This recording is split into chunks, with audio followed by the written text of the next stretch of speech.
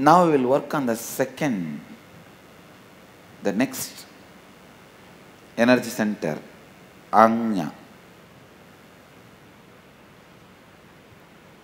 The third eye. Please listen. This thought current knot is all about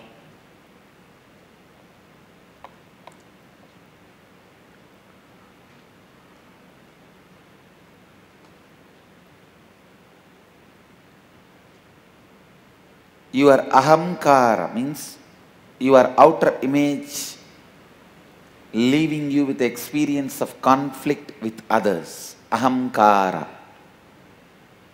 Please listen. What you project to the outer world, leaving you with conflicts. It's a very subtle point. If you work on the exercise, you will understand. Sometimes the moment you project yourself, the listener creates conflict in you. When others project themselves, immediately you get irritated and create conflict in them. How many of you have experienced this? That is what is ahamkara. The thought trend which does not listen, which constantly imposes yourself on others. Clear? Thought trend which does not listen, constantly pushes himself on others is ahamkara. Aspects of your ahamkara which leaves you with a conflicting experience with others in your life.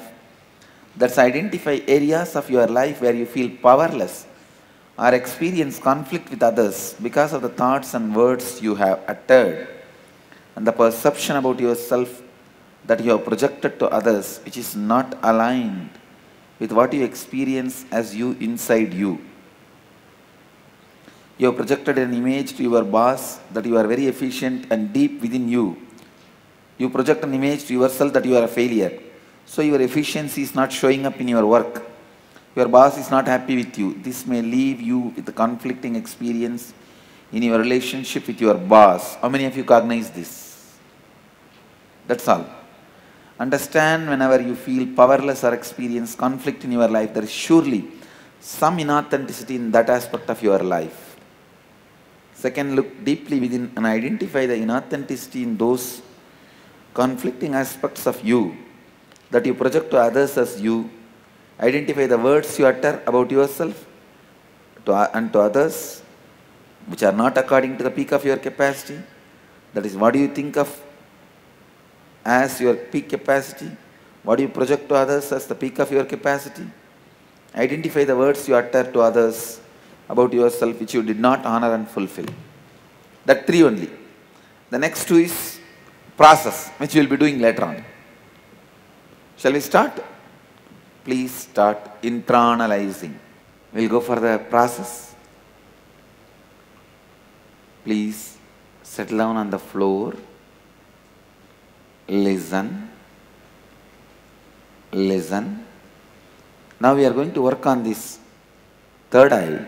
Now basically what I am going to do now, I am going to awaken some parts of your non-mechanical parts of the brain to bring you to the awareness to be in conflict-free space.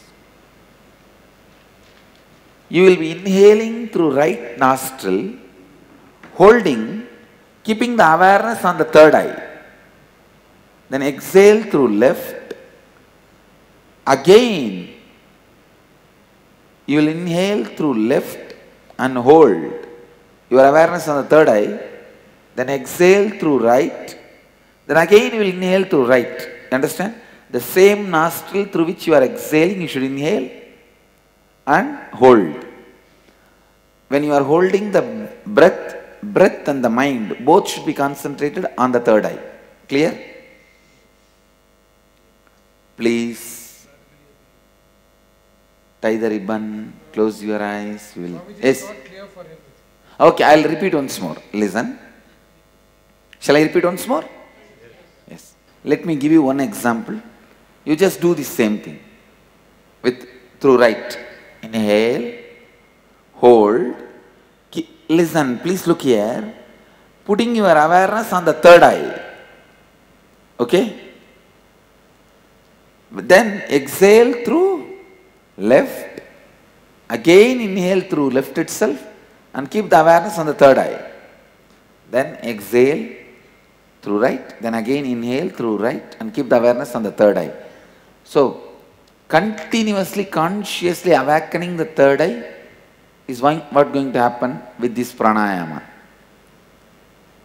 It is called Sushumna Pranayama. Please tie the ribbon and start the process.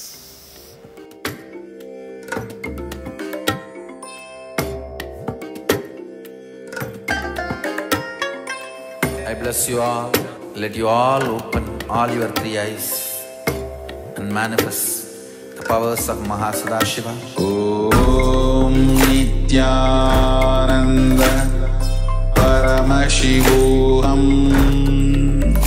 Om Nityananda Paramashivoham. Let's gather for next session.